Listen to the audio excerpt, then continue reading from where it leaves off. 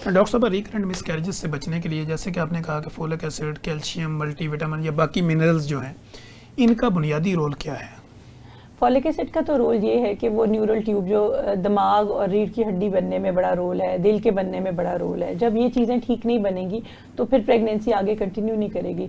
जब थोड़ी सी ग्रोथ होगी, दिल के बनने की बारी आएगी, तो दिल में धड़कन कैसे आएगी अगर वो एबनॉर्मल होगा? तो वो चीज़ें इसलिए ज़रूरी हैं कि वो स्ट्रक्चरल डिफॉर्मिटीज़ से बचाए। और दूसरी, जैसे मैंने जेनेटिक और क्रोमोसोमल एबनॉर्मलिटीज़ की बात की है, वो तो फिर हम पहले से स्क्रीनिंग करें। बहुत से मुल्कों में स्क्रीनिंग बिफोर मैरिज अब रिकमेंड की जाती है, जिनमें बहुत ज़्यादा कॉमन थी कज़न मैरिजेस। तो वो हम आहिस्ता आहिस्ता अपनी सोसाइटी में भी डेवलप करें और इसको प्रोपोगेट करें कि हम एक दूसरे कज़न मैरिज से पहले कम से कम कुछ टेस्ट करा लिए जाएं, ये सेफ़ भी है या नहीं, क्योंकि ये तो फिर सारी ज़िंदगी का एक प्रॉब्लम डेवलप हो जाता है। एबनॉर्मल बच्चे अगर पैदा हो रहे हैं या उनमें बार बार नुक्स हो रहे हैं तो पूरी फैमिली के लिए एक बहुत इमोशनल स्ट्रेस हो जाता है ये। तो हेल्दी बेबीज़ अगर नहीं आ रहे तो फिर पूरी काफ़ी सालों के लिए माँ बाप दोनों जो हैं वो बर्डन में ही रहते हैं। ठीक हो गया। डॉक्टर साहब, जैसे कि डीएनसी का भी हमने जिक्र किया था, जब डीएनसी करवाने के लिए लोग जाते हैं तो कोई अगर आम एक पेशेंट ये समझे कि मैंने अगर डीएनसी सेफ हैंड में करवानी है तो वो सेफ हैंड क्या होंगे? Safe hand doctor. पाकिस्तान में डीएनसी हर कोई कर देता है।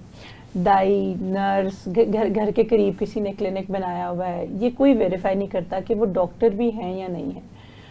जो दाइयां एलएच भी हैं और घरों में जाके बिल्कुल वो घरों में जाके डीएनसी कर रही हैं, वो अपने सेंटर्स में डीएनसी कर रही हैं और वो अनसेफ है। स्टरलाइजेशन है नहीं है, वो क्या ड्रग यूज़ कर रहे हैं, क्या डोज दे रहे हैं और कौन से इंस्ट्रूमेंट्स यूज़ कर रहे हैं, वो कितने स्टरलाइज, उनसे इन्फेक्शन तो नहीं हो रही, अगर वो कंप्लीट इवैक्यूएट कर भी रहे हैं या नहीं कर रहे, या खुदा न खास्ता यूट्रस के अंदर कोई होल हो गया है और करते करते वो कई दफ़ा आते भी उनमें भी सुराख हो जाते हैं, क्योंकि अनट्रेन्ड हैंड्स तो कुछ भी गलत कर सकते हैं। तो मेरा ख्याल है एक अच्छे डॉक्टर के पास जाना या हॉस्पिटल चले जाना सबसे बेहतरीन आइडिया है इस सूरत में।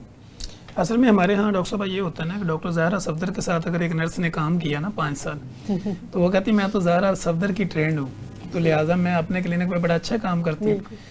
तो डॉक्टर साहब, जो रिकरेंट मिसकैरेजेस के ऊपर तो हम बात कर ही रहे थे, जैसे कि बीच में बात यह है कि अगर कोई 28 वीक्स पे प्रेगनेंसी जाती है तो वो डिलीवर करानी पड़ती है अगर आईओडी है। तो क्या अगर आईओडी हो गया किसी का तो उसके लिए भी नेक्स्ट प्रेगनेंसी प्लान करना आसान होता है या कोई डिफ़िकल्टीज? नेक्स्ट प्रेगनेंसी में ये है कि थोड़ा सा ब्रेक ले लिया जाए, इमोशनल सपोर्ट मिल जाती है, उससे थोड़ा सा साइकोलॉजिकल बैलेंस आउट हो जाता है बंदा। जब एक ट्रॉमा में से गुजरता है तो हर चीज़ में बहुत ज़्यादा डरता भी है और कई दफ़ा पूरी प्रेगनेंसी में एंजाइटी, डिप्रेशन, इवन साइकोसिस भी लोगों को हो जाता है। तो थोड़ा सा ब्रेक ले लेना हमेशा बेहतर है और रीज़न इन्वेस्टिगेट कर लेना कि जब आईयूडी हुआ है तो वो क्यों हुआ है। क्या शुगर थी जो हमें पता ही नहीं चली कि अनकंट्रोल चल रही है, क्या ब्लड प्रेशर अनकंट्रोल था, क्या एपीएलएस था, क्या बच्चे में कोई बड़े मेजर नुक्स थे जो हमें पहले कभी डायग्नोज नहीं हुए और जब वो बच्चा फौत हो गया तो पता चला। पाकिस्तान में हिस्टोपैथोलॉजी कराना या बच्चों की ऑटोप्सी कराना बहुत कॉमन नहीं है, लेकिन ये हमेशा बहुत अच्छा आइडिया होगा कि अगर हम उसको इन्वेस्टिगेट करके क्लैरिफाई कर लें कि बच्चा अगर फौत हुआ है तो क्यों हुआ है, ताकि उसकी रिकरेंस में हम प्रिवेंट भी कर सकें और अगली दफ़ा वो हालात डेवलप होने से पहले एक्शन ले लें। ठीक होगा। डॉक्टर साहब, रिकरेंट मिसकैरेजेस के बाद कितना टाइम एक पेशेंट वेट करे कि नेक्स्ट प्रेगनेंसी प्लान करें? अच्छा, ये भी वेरी करता है उस पेशेंट की अपनी हिस्ट्री, उसकी एज, उसके सोशल सर्कमस्टांसेस पे ना।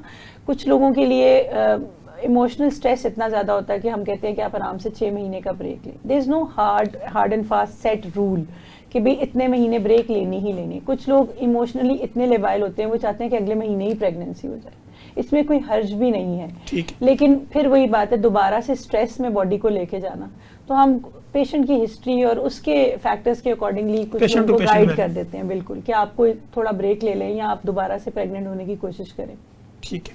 डॉक्टर साहब, रिकरेंट मिसकैरेजेस के लिए कोई एज फैक्टर भी होता है कि ज़्यादा एज में ज़्यादा होते हैं, कम एज में होते हैं? बिल्कुल।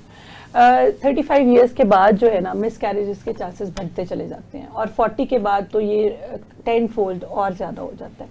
तो इसीलिए आमतौर पे कहा जाता है कि 35 से पहले आप अपनी फैमिली कंप्लीट करें, क्योंकि उसके बाद एबनॉर्मल बच्चे होने में, सिंड्रोमिक बच्चे होने के चांसेस और मिसकैरेजेस होने के चांसेस एक्सपोनेंशियली काफ़ी ज़्यादा बढ़ जाते हैं। डॉक्टर साहब, रिकरेंट मिसकैरेजेस से बचने के लिए अगर एक आम फैमिली अपनी पहले ब्लड इन्वेस्टिगेशन या बाकी चीज़ों को मैनेज करना चाहे तो कैसे करें?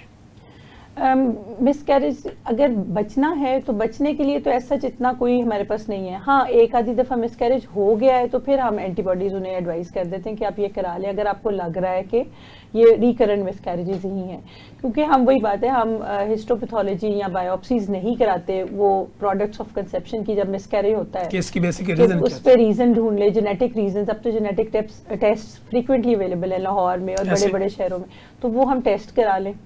थोड़े से एक्सपेंसिव हैं, लेकिन अगर आप चाहते हैं कि आपको रीज़न पता चले तो फिर उस पर हम इन्वेस्ट कर लें और वो रीज़न ढूंढ लें, ताकि अगली दफ़ा हमें पता हो कि ये रीज़न है, ये रिकरेंट है भी या सिंगल टाइम ही हो सकता है। ठीक हो गया।